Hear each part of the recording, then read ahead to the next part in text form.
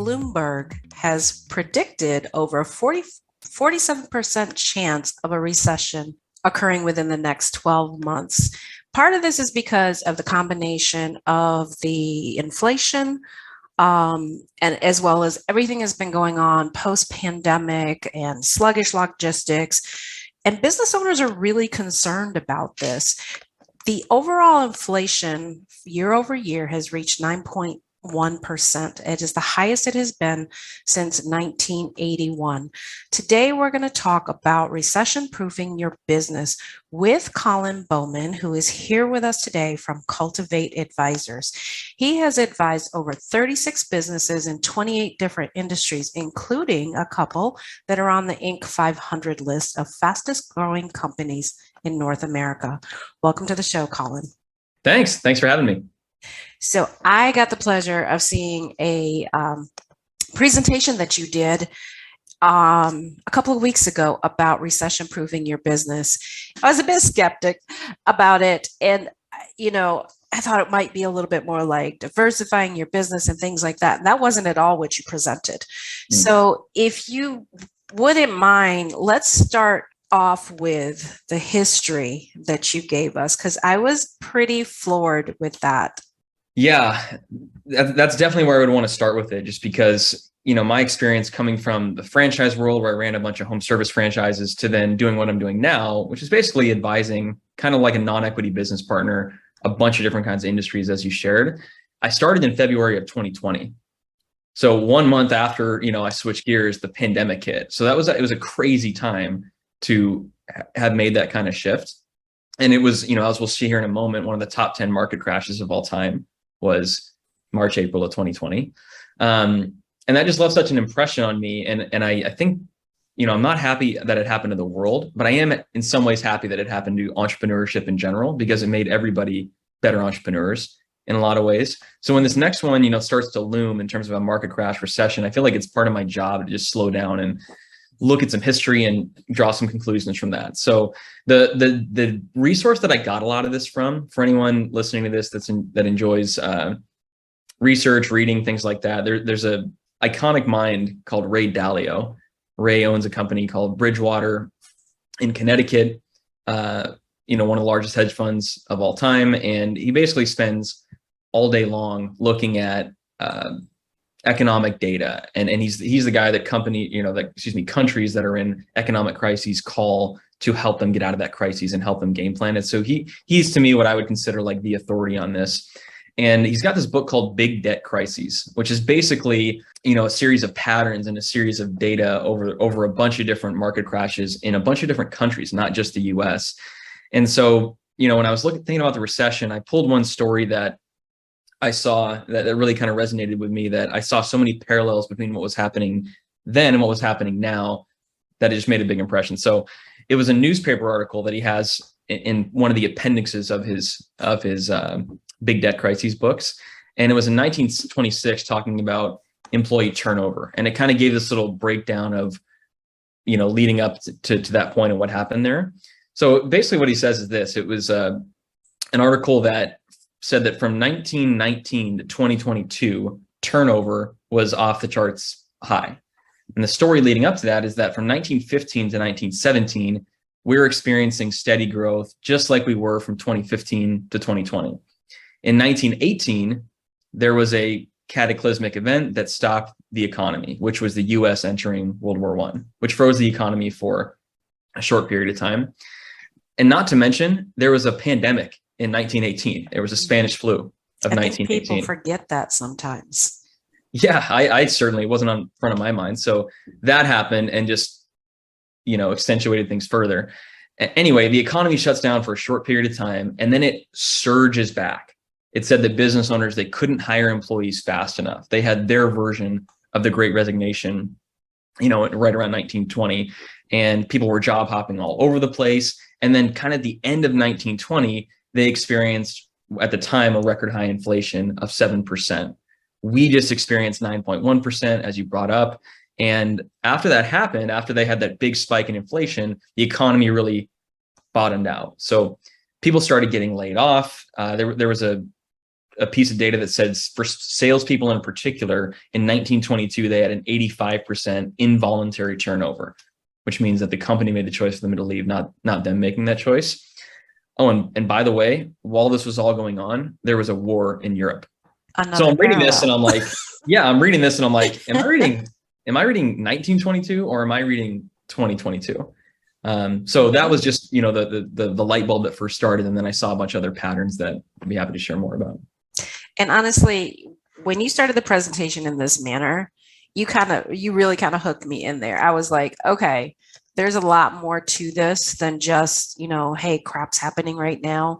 The Great Resignation, people going off, and jumping jobs here and there, and, the demand for higher salaries. And I'm not saying some of that's not, needed. I mean, I think some of the wages did need to come up, but there's also the glut out there.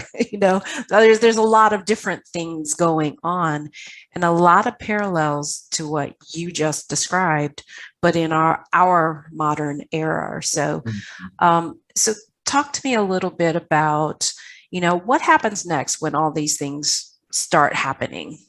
Yeah. So a few things happen during a recession. And one of the things that I realized when I was doing this research is I didn't actually know the definition of a recession. I knew kind of what it meant, like the economy went down, it was just tougher economically all around. But by definition, a recession is a period of temporary economic decline during which trade and industrial activity are reduced, generally identified by a fall in GDP or gross domestic product in 2 successive quarters. So if we're going to be totally dispassionate about this, that's the definition. So the US economy, the GDP shrunk by 1.5% in Q1. Q2, it looks like it may have shrunk again, but you're seeing conflicting reports because not all the census data is reconciled from the first quarter of the year. So it probably, we may actually be in one as we speak. But that was just one of the things that it showed me was, that's the definition. So in terms of what happens during a recession, a few things. So number one is low performing companies often go out of business. Employees get let go.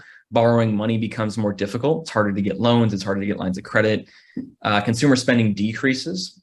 Discretionary spending decreases. Oh, that personal trainer that I was going to hire, I don't need that. I'm just going to work out at home, right? Or that upgraded, TV package, I don't need that. I'm just going to, get my friend's password on that, right?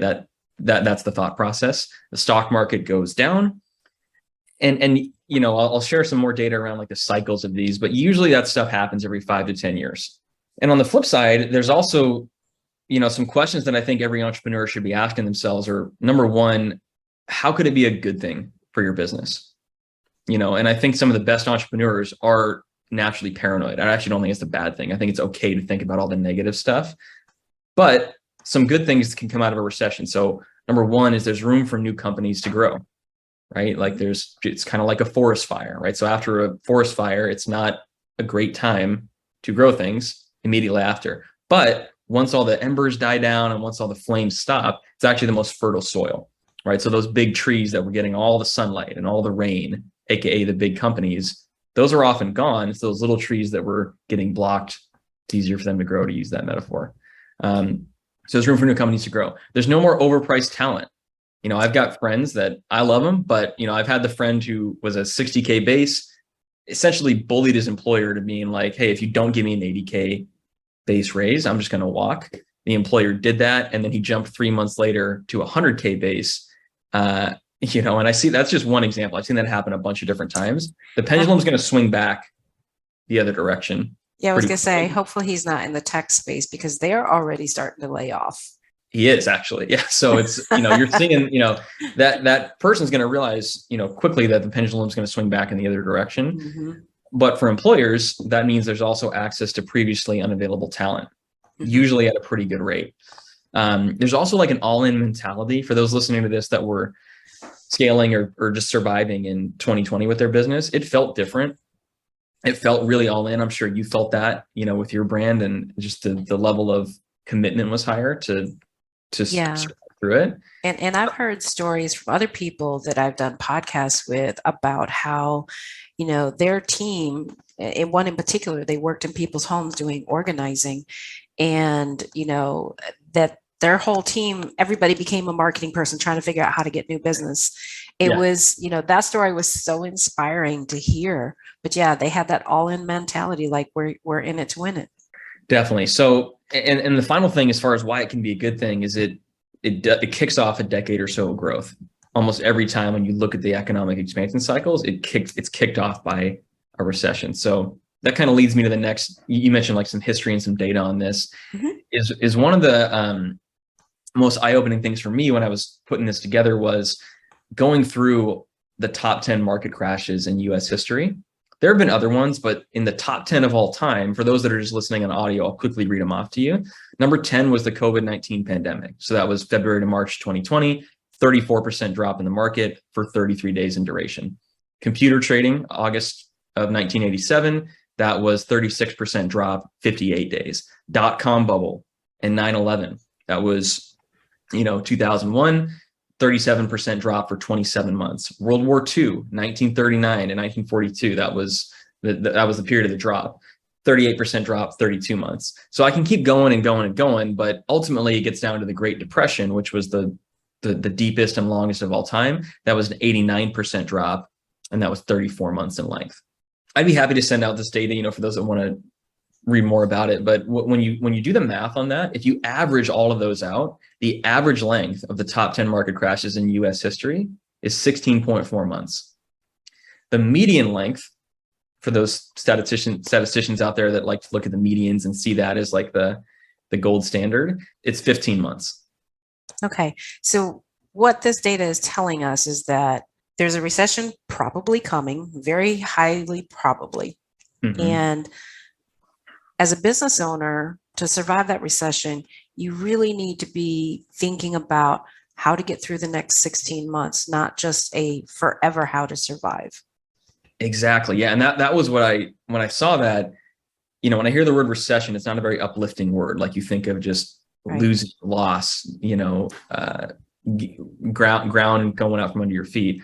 But when I saw that, I'm like, man, if we just make it through 15 or 16 months, now it could be longer, it could be shorter, but in business, you play the averages, and those are the averages of the top 10 of all time. There's so much upside on the back end of it. And when you listen to the news or you listen to just media in general, it just seems like it's this never ending thing when the data tells us 15 or 16 months is the median and the average. And on the flip side of that, again, to use that forest fire analogy, it's kind of ugly, when it kicks off. It's not a good time to grow things, but it's also the most fertile soil when the embers have died. So on the flip side, to kick off that expansion cycle, if you look since World War II at the U.S. economic expansion cycles, again, I'll just read this for those listening on audio. So from June to 1938 to February 1945, 81-month expansion cycle. The Vietnam War, 1961 to 1969, 108-month economic expansion cycle. Cold War, 1982 to 1990, 93 months economic expansion cycle. I can keep going and going, but the pre-COVID pandemic, that was the longest one ever. So June 2009 to February of 2020, 128 months. That was the longest of all time. And post-pandemic, actually, for those that have been thinking it's kind of been going down, we've actually been in an economic expansion cycle since April of 2020. That's been 24 months, and it looks like it's going to, it's now begun to go back down. So the average length, again, if you look at all those economic expansion cycles since World War II, is 88.5 months, and the median length is 93 months. So again, if we're just looking at pure data, the average length of the recession, 15 to 16 months. Average length of the economic expansion cycle has been between 89 and 93 months. So if you can just make it through that period of downward momentum, there's so much upside on the back end for those that do. And to break it down a little bit simpler, 5 quarters of down and 8 to 10 years of up. That's a really good way to put it. Yep. Just to kind of put it into perspective for those who are listening, that, yes, there are some hard times coming, but your expansion beyond that is good. Now, one of the things when you did this presentation is I heard some really great ideas from some of the people on the call about things that you could do during a recession. And I think you might have called that playing defense. Is that what you call that? So can you talk a little bit about, some of those strategies? Yeah, there's really two sides of the coin. So one is playing defense. So that's not like getting new market share or selling or getting new clients. That's purely like protective actions that you can take to fortify the company. And then there's playing offense. And you got to do both. Actually, what I saw a lot of business owners do in COVID was just kind of be that paralysis by analysis, like not really know what to do. So they just didn't really do anything, or they just played defense. Mm-hmm. Right? And that actually might help you survive through it, but it's not going to help you really grow through it. So defensively, there's a bunch of different things out there. I'll give you 7 that, in my opinion, are some pretty impactful things that you can do to protect the company defensively during a recession. So the first one is to get a line of credit. I know that sounds basic and obvious, but I find that most business owners aren't proactive about that. And it's easier to get a credit now than when the news is just blaring all over the place that it's in a recession, and that then will become harder. So get a line of credit. As far as how much of a line you should shoot for, I usually say 3 months of burn rate is ideal. And certainly if you can get more, the better. But burn rate would just be, how much your overhead expenses per month, that you need to run the company. So rent, staff salary, any subscriptions that you absolutely need. Like that's stuff that no matter how many clients or people you service or products you sell, you're going to have that regardless. So I'd get a line of credit, at least 3 months burn rate. And I would also change any ACH payments to credit, right? Because again, you getting 1 more month of cash flow actually makes a pretty big difference when we're trying to do a 15-month, or to your version of it, 5 quarters. So anything that's automatic ACH, just change that to a credit card payment that will give you 30 days extra to pay the balance if you get in a cash flow pinch. Mm-hmm. So that's the first one. Next one would be a cash flow forecast. The people that are the most confident, that make the best decisions during a down market, are really good at cash flow forecasting. And that means like you could even do it in an Excel spreadsheet. That's totally fine for those that prefer that. The program that I like is called LivePlan. LivePlan it kind of automates the forecasting and allows you to create a bunch of scenarios, that sync with your QuickBooks or your Xero or whatever you're using for your accounting software. And I usually do 3 forecasts. So I'll do best case, my gut call, and worst case. So, I'll forecast out throughout the rest of the year. I'll forecast out maybe into the following year. Best case, worst case, gut call. So best case is like, yeah, if we overachieve on the goals we've set. Gut call is like, hey, not on a really great day, not on a really bad day, but just the steady Eddie, like gut Maintaining, call. yeah. Maintaining, yep. And then worst case would be, you could say something like, if we don't get a single client this month, we worked with some restaurant companies during the pandemic, during COVID in March. Yeah. That was a tough one, right? Because it's like, well, our revenue went to 0 overnight. What do you do? But they survived. We actually made them more profitable in a lot of ways by doing forecasting, because we could say, hey, we can't afford as many top line expenses, but we can increase profit by going more to takeout, or going, to more of a virtual platform for ordering, things like that. Mm-hmm. But you're not going to know to do that stuff unless you make the forecast. And even if it's an ugly forecast, even if it's like, hey, if we get below this threshold in cash, we have to let go of half our staff. There's something that if you just do it in advance, it makes it easier to do when it comes to the time. And you're just so much more confident than what 90% of business owners are going to do, which is just kind of vaguely think about their numbers, but not see them, visually on paper or in a spreadsheet. Yeah, I definitely used to be in the vaguely think about school until I started working with your company. Yeah, me too, actually. Like I just, sometimes you need that external person to look at it and help you make decisions. Mm-hmm. And that goes to my next point on the forecast, which would just be having what we call decision triggers. And decision triggers is basically just a cash flow threshold that if cash in the bank falls below this amount, we're going to do this. If cash in the bank falls below this amount, we're going to do this, right? So you kind of pre-plan out, hey, if we get below 3 months burn rate in the bank, we're going to have to let go of this person, or we're going to have to pull out of this office lease that we agreed to, even if it means breaking the lease, right? Stuff like that, just so you have your game plan in advance. That'd be the second one. Next one is reviewing accounts payable, right? So looking at all the things that you pay money for on a regular basis and seeing where you can find some more favorable terms. Often, vendors will offer you longer payment runways in a down economy. They may even offer you a discounted rate, but they're not going to just volunteer that. You're going to have to be the one to initiate that conversation. That's another one is, hey, you guys are probably seeing the same news that I'm seeing. Do you have any flexibility on net payment dates, or can I buy more in the long term, but get a bit of a break on the rate in the short term? That conversation is really good to have right now. Next one is a SWOT analysis. So that's a classic one that I'm sure many have heard of, but it just stands for strengths, weaknesses, opportunities, and threats. And I'd pull in probably the 2 to 3, best problem solvers, probably some of the key leaders on your team to just do this with you. For those that work with us, so that's part of our jobs as advisors, is to help business owners do SWOT analysis and really have an outside perspective on, here's what I see the strengths as, here's the weaknesses, here's an opportunity we may not be thinking about. And we'll get into this when we go to the offensive side of the coin. Like, here's some things that we may not be thinking about that we could be taking action on. And here's a threat, that we need to proact on. So that, again, a lot of good things will just come out of slowing down and doing that exercise. Again, not thinking it, not intellectually understanding it, but really doing the work to do a SWOT analysis will go a long way. So that's my next one. I got a few more for you. It would be continuing down the defensive path, eliminating any discretionary spending.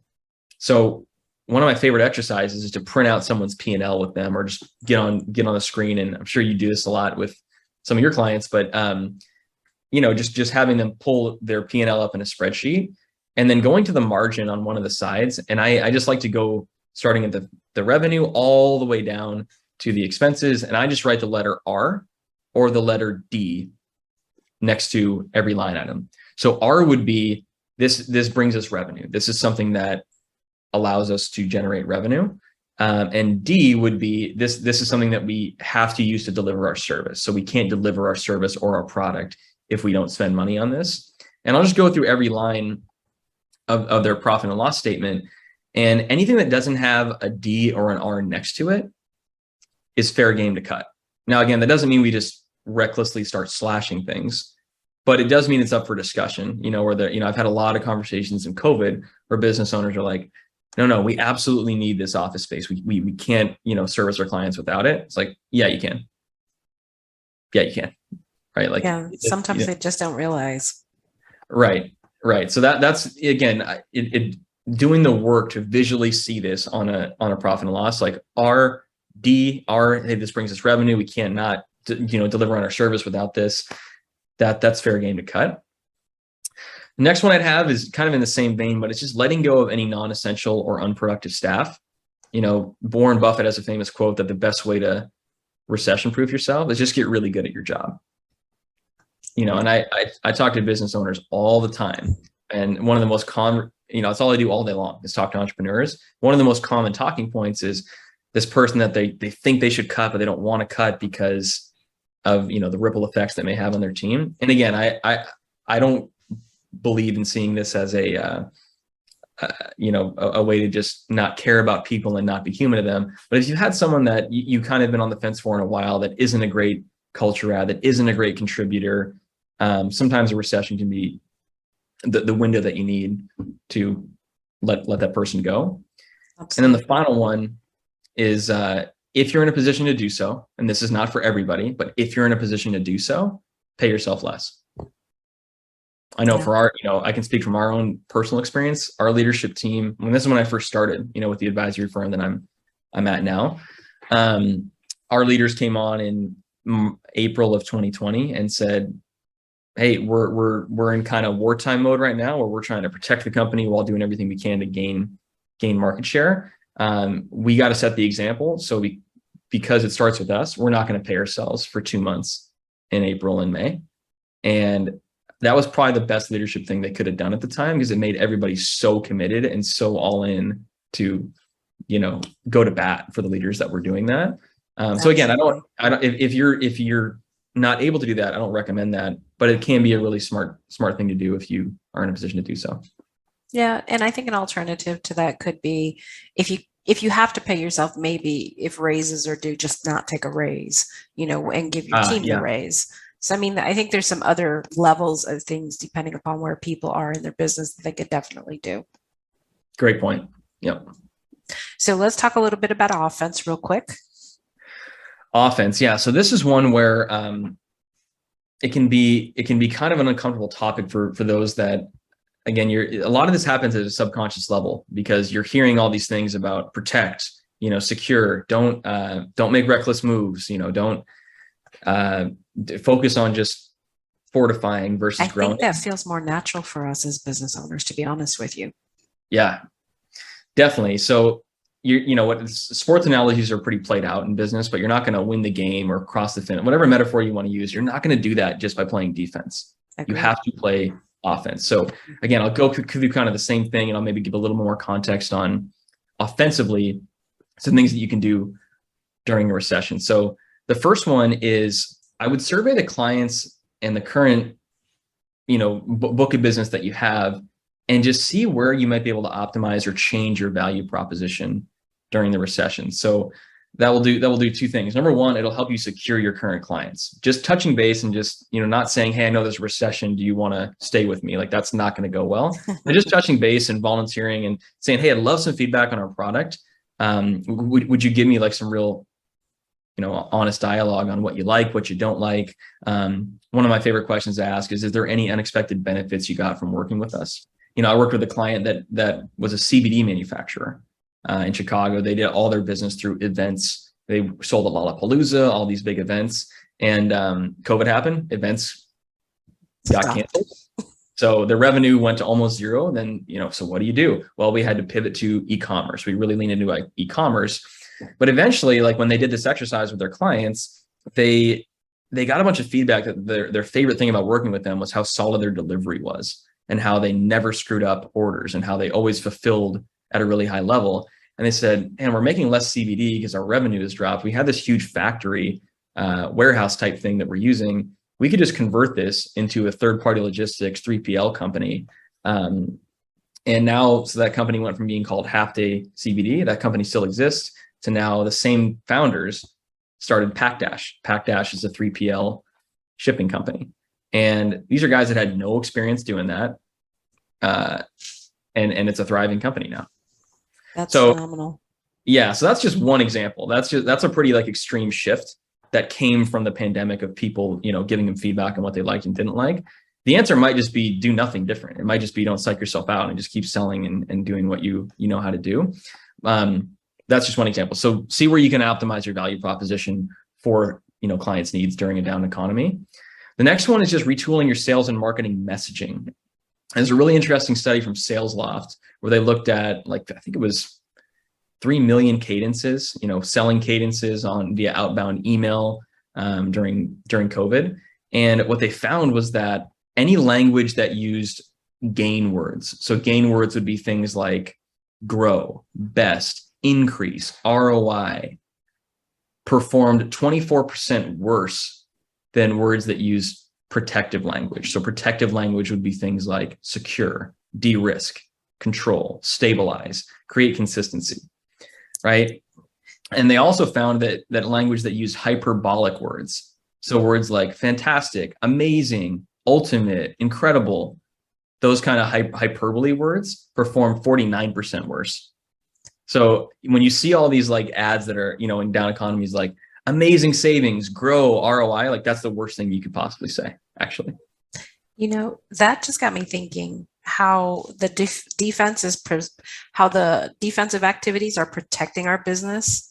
It makes sense since, gut feeling is that is what resonates most with us. Mm-hmm. And so it makes sense that defensive words would also, the protective words would resonate most with us. That makes perfect sense. I didn't catch that the first time through the presentation. Yeah, it was really, I needed to see like the actual data around this, but I saw this as well in the work that I had done with a bunch of different brands. For example, I worked with a marketing company, and instead of saying increase your pipeline, they would say secure your pipeline. And it was totally a minor tweak, but it was noticeably better. Same thing with a real estate agent, right? Like lots of real estate agents will say things like, get the best value out of your home. No one believes that in the down economy. So instead of saying, get the best value out of your home, they would say, de-risk your home buying process. I love it. Totally, it's not a huge shift, but it made a massive, it sounds subtle, but it's not. It makes a dramatic impact if you change that. So people always ask me, like, how do I shift my messaging during down economies? Well, you go to your messaging, you press select all, and then you press delete, and you make new messaging based on a down economy using some of this protective language. And buying is all psychological, so that definitely makes sense. Absolutely. Yep. So that'd be another offensive thing you can do is change the messaging. Mhm. Next one is this comes from a guy named Todd Capone. I think he's got a really good framework on the question that we often get during recessions is, should we give discounts? Should we give discounts? And because clients are going to ask for them. And what I saw a lot of, especially in COVID, is a business owner's client would come to them and be like, can I have a 30% discount on your services? It's you understand the economy's down. And the response from the business owner would be like, no, but I'll give you 10. And you could kind of tell they didn't really think it through. And it was just sort of a flat-footed, like knee-jerk reaction to it. Mhm. And the framework that I thought was really good that people should be ready for, and you should be kind of practicing this so you can confidently say it when the inevitable happens and you get asked for a discount. It's basically this. It's like, hey, every for-profit company cares about four things: how much the customer buys, how fast they pay, how long they commit, and how fast they sign. Pretty much any sales process cares about, how much do you buy, how fast do you pay, how long will you commit for, and how fast they sign. Right. So if somebody asked me for a discount, I wouldn't give them a discount necessarily. I would trade based on one of those things. So for example, if somebody's like, hey, can I have a 10% discount? We're really tight. We want to use your service. We just can't afford it. Be like, hey, thanks for sharing that. I might be able to work with you. So just like any for-profit company, my pricing is based on how much someone buys, how fast they pay me, how long they commit for, and how fast they sign. So if you want me to work with you on the price, which ones of those could you work with me on to make it a win-win? So an example would be like, if your service is now locked in through January, if you can extend that through April and commit to a longer term service, I'll give you a 10% discount because there's value to me in that. Hey, if you sign, in the next 3 days and help me guarantee my cash flow for 3 more months, again, thinking through, we only want to make it through 15 or 16 months. Right. So if somebody guarantees me 3 more months of cash flow, I would work with them on the price on that. Yeah, that makes sense. So I just thought that was a good framework and just kind of being ready for that. So that, again, you're not just giving, you resist the urge to just give stuff away for free and you trade based on those pricing pillars. So the learning lesson there is to be prepared with what you are willing to negotiate with. Exactly. Yep. Another one that, again, I saw this happen multiple times during COVID is acquire a competitor at a great price point. Not everyone's in a position to do that, but when you look at some of the iconic brands, Microsoft, Apple, right? Like you hear that over and over again. All those brands started in down economies. A lot of it is because they acquired competitors. It wasn't just organic growth. They bought other companies that then rolled up into their thing. So I worked with a transportation company that acquired a competitor that had been around for 30 years. They weren't as prepared. They didn't do all the recession proofing stuff we've been talking about. And they acquired them and rolled up a bunch of their clients at a very discounted rate, right? So give me your ear to the ground, like talking to a business broker whose their full-time job is to look for opportunities on your behalf can be a really good strategic thing to do. And a couple other ones I'd say would be just seeking out strategic partnerships, right? That allow you to stay, ahead of your ideal client and plug into audiences that really could benefit from what you do versus having to grow a brand new one during a pandemic. So an example is for us, we worked with a lot of banking firm, financial advising firms, like firms that people were coming to for business loans during the down economy. And we would say, hey, we're going to make these companies way more investable because of all the optimizations that we're going to do. Can we present to that group once a quarter or once a month, right? That was a really easy way to just get in front of a lot of people that were, in line with what we do without having to grow the audience ourselves. And then the final one, and again, this is less of a tactical thing and just more like a strategic play, is finding a group of high-performing entrepreneurs that you can plug into. Like you will definitely do better if you have optimistic, motivated, smart people around you, and you're not just listening to the doom and gloom of a disgruntled employee or a naysaying news analyst. Like whatever that network is, take ownership of it and consistently plug in to get the insights on what's working or not working for them. Absolutely. I have been fortunate enough to be a part of the Goldman Sachs 10,000 Small Business Program. So I plug into that network frequently. As a matter of fact, just attended the summit for Nice. 2022 and got to meet our legislators. So Yeah. it's totally worthwhile. I advocate that for all entrepreneurs to find that group that you just mentioned that fits for them. So we're going to go ahead and wrap up. What closing thoughts would you like to leave us with? Couple things. So one of the questions I often will ask, when we go through this whole process that we just gave a very abbreviated version on with an owner is, what if there is no recession? What if there is no recession? It's like, well, then you just made a great plan and probably got the business a lot better regardless. And you're well more prepared for, when it does come. A lot of the stuff that we share today, you're probably listening to this and be like, yeah, we should be doing this anyway. We should be doing this with or without a recession, but sometimes we need that to kickstart us. And then I guess the final thought I'd leave you with is the question that I posed to the group, for the one that you were on was, why did Kobe Bryant watch the game with the sound off? And the answer was because he didn't want the commentators tainting what he was seeing with his own eyes and shifting his perspective and distracting him from what he was trying to focus on. So I can't tell anybody how to live their life, but you're going to hear a lot of news and a lot of things that are meant to create fear in you and create a level of shock. That's how they get eyeballs and get ratings. I would look at the objective data, and I would look at the National Bureau of Economic Research is a nonpartisan database that you can get a lot of insight into how the economy is really doing and see some very objective data on that and have a very dispassionate approach of what to do. Focus on the data, focus on the people in your life that are really helping you with that side of things, not on the sensationalized talking head. Perfect. So we'll make sure that in the show notes, we have some of the resources that you mentioned. The National Bureau of Economic Data. Is that the one that you just Economic mentioned? research. Yep. Economic research. Okay. So we'll make sure that one's in there for sure. You mentioned several others, but also Colin, how can our listeners get in touch with you? Couple ways. So my email is Colin, COLIN at cultivateadvisors.com. Connect with me on LinkedIn. And I love talking to small business owners. Again, that's all we do all day long is talk to entrepreneurs. So I feel like our whole purpose is to help the small business community, which is why we're doing this kind of stuff. So if I can be a resource to you, or if I can point you in the direction of someone else who is, happy to do that. Perfect. I really appreciate your time today, Colin. Thank you so much for being here. This was fun. Thank you.